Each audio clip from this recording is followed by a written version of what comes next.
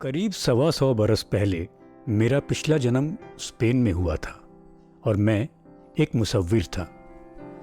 मैंने ज़िंदगी में बहुत सी तस्वीरें बनाई थी, मगर वो एक तस्वीर बनानी अभी बाकी थी जो मुझे दुनिया भर में मशहूर बना देती। मेरे यार दोस्त कहते थे कि जब तक मुझे किसी से इश्क नहीं होगा मैं वो एक तस्वीर नहीं बना पाऊंगा। मुझे भी इस हसीन हादसे का बेसब्री से इंतज़ार था। एक रोज़ जब मेरा 35वां जन्मदिन था, मैं सुबह सुबह अपने स्टूडियो पहुंच गया और सोचने लगा कि आज कोई ख़ास तस्वीर बनाऊंगा। मैं बहुत देर तक कैनवस को देखता रहा, लेकिन मुझे समझ नहीं आ रहा था कि आगे क्या करूं। मेरे सामने बहुत से रंगों की डिबिया थी। मैं बारी बारी से उन रंगों के बारे में सोचता, लेकिन जहन में कोई ख्याल नहीं उभर रहा था। उस रोज़ मुझे लगा कि शायद मैं आज के बाद कभी कोई तस्वीर नहीं बना पाऊंगा।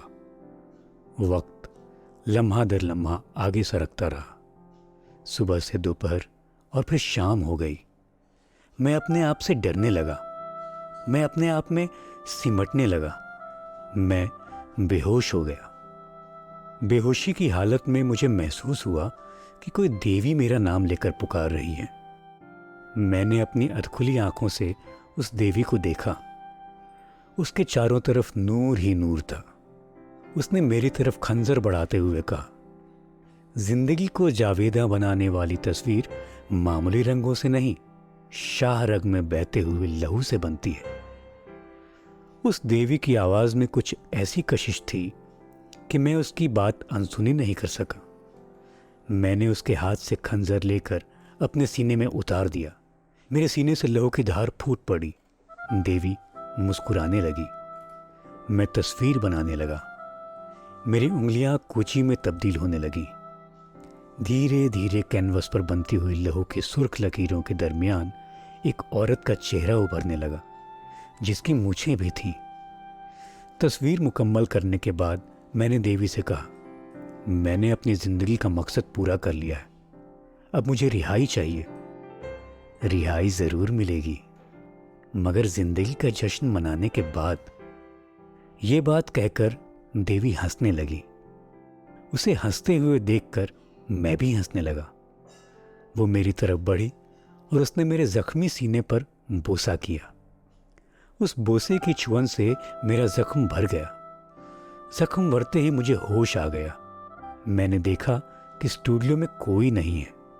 कैनवस से और मेरी उंगलियों से अब भी ताज़े लहू की बूंदें टपक रही थी। जो कुछ भी हुआ मेरी समझ से बाहर था। मैंने ये बात अपने करीबी दोस्त से कही तो उसे भी यकीन नहीं आया। अगले हफ्ते एक साझा आर्ट एग्जीबिशन में जब मैं उस तस्वीर को ले गया तो उसे किसी ने नहीं खरीदा, लेकिन सबने तारीफ की। इस तस्वीर के बारे में इतनी बातें हुई कि उन दिनों स्पेन में घूमने आई हुई कज़र की शहजादी ने तस्वीर देखने की ख्वाहिश जताई। मैंने उसे अपने स्टूडियो में आने की दावत दी। उस शहजादी ने मेरी दावत कबूल कर ली। जब हम मिले थे तो हम दोनों एक दूसरे को देखकर बहुत हैरान हुए, क्योंकि शहजादी का चेहरा बेहोशी की हालत में बनाई गई उस तस्वीर से हूबहू मिलता था। ये खबर दुनिया में आग की तरह फैल गई। उस वाकया के बाद मेरी पहचान एक साइकिक मुसव्विर के रूप में होने लगी। मेरा नाम मशहूर मुसव्विरों में शुमार किया जाने लगा।